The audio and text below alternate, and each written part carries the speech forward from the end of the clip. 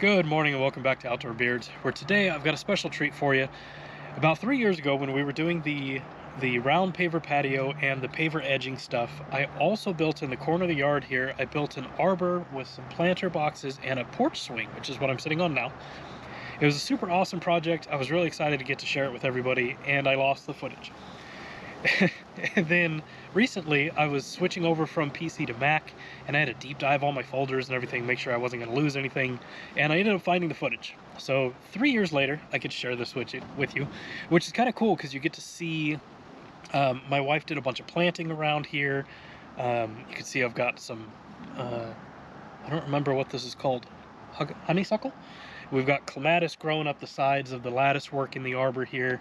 She's got a rose bush planted. We've got trees planted. Some stuff has grown.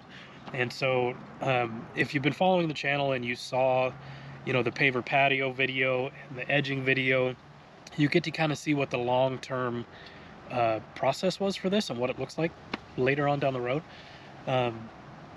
Anyway, so this is going to be a two-part video because you could build the arbor by itself, or you could do the porch swing by itself.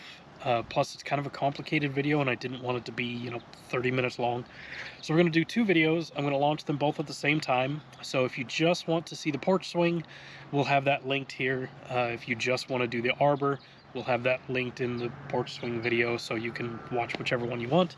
Or if you want to, you could do both and you end up with a super awesome arbor with a swing built into it. So yeah, without further ado, let's get started. All right, first up here we have our shopping list. We will need 4 4x4s at 12 feet, 19 2x4s at 8 feet, and 3 2x6s at 10 feet. This is just going to be for the sides and the top. We will get to the lattice work a little bit later. Sand these with 80 grit sandpaper just to help them get a more even looking stain. I went with the Bare semi-transparent waterproofing stain and sealer. This color is called Russet, and I use this product for pretty much any kind of outdoor wood project I'm working on because it lasts for years and I don't really have to reapply it down the road. Onto our first cut list. I'll put this up on the screen so you can pause it and come back to this timestamp if you need to.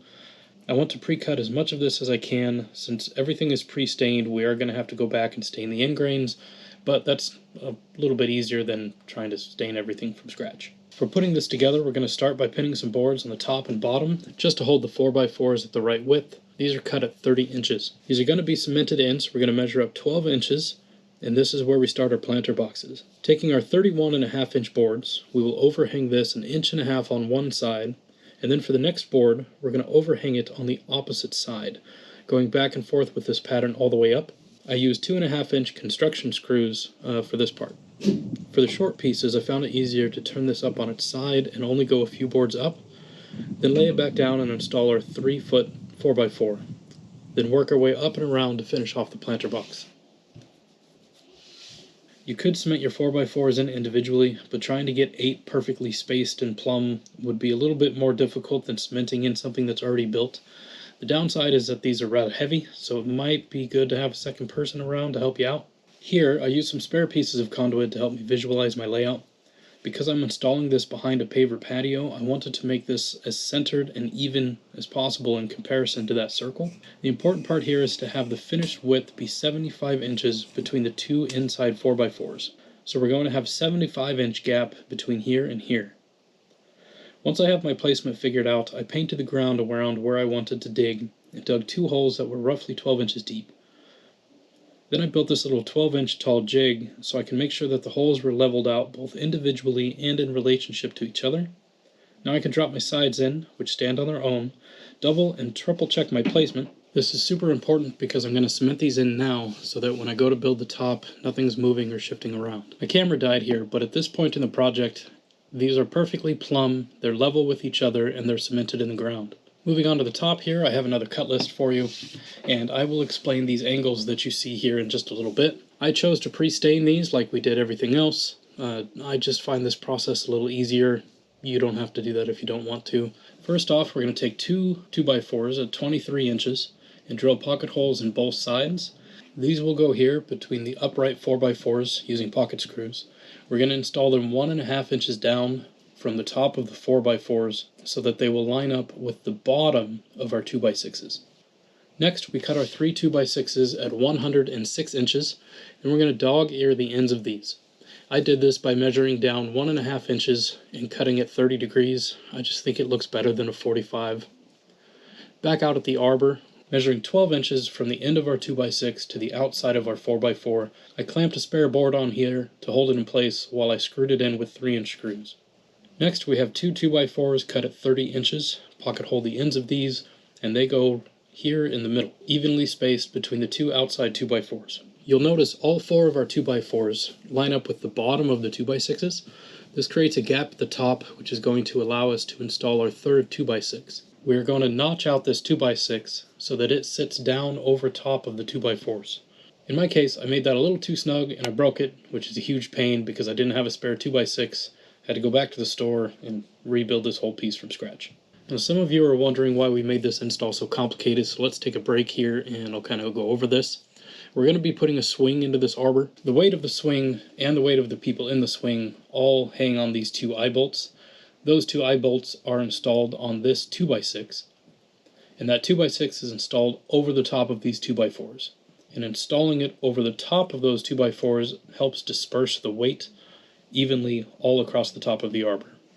Our last step is going to be to cut 7 2x4s at 37 3/4 inches. We're going to dog ear the ends of these just like we did with our 2x6s, so measure 1.5 inches down and cut it at 30 degrees. This way it matches with what we did on the 2x6s.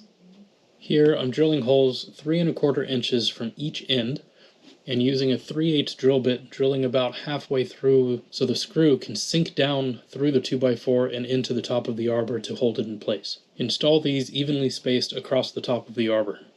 Next up, we're going to add some trim to the top of the planter boxes and some lattice work up the sides to give this thing a little bit of pop. Also, we're going to be planting clematis into these planter boxes, and those want to have something to climb, so the lattice work is what's going to give them something to grab onto as they grow. For our shopping list, we're going to need 4 1x4s at 8 feet and 1 1x5 at 8 feet. In my case, I went with common board because it's cheap. We're going to be coating this anyway. It's going to be black. We don't need some super fancy wood for this portion. Start by taking your 4 1x4s and rip them down into 12 1-inch strips, and then cut them down to what you see here. We should end up with 8 59-inch strips and 54 7.5-inch strips. And of course, we have to sand everything. Putting the lattice work together, we're going to take our 2 69-inch strips, and at the top of that, nail in one of our 7.5-inch boards.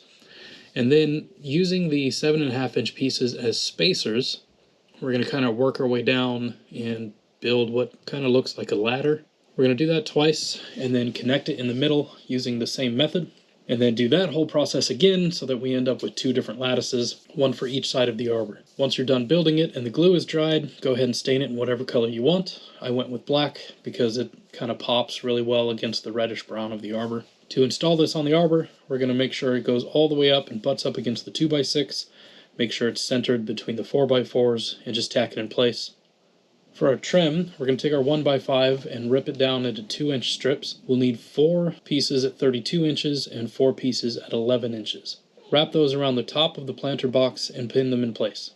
And at this point, our arbor is complete. If you wanted to, you could leave it just like this. It's a nice accent piece for a garden. In my case, my wife wants a porch swing in here, so that's what we're going to build in our next video. If you have any questions, please feel free to leave them in the comments. And as always, stay bearded, my friends.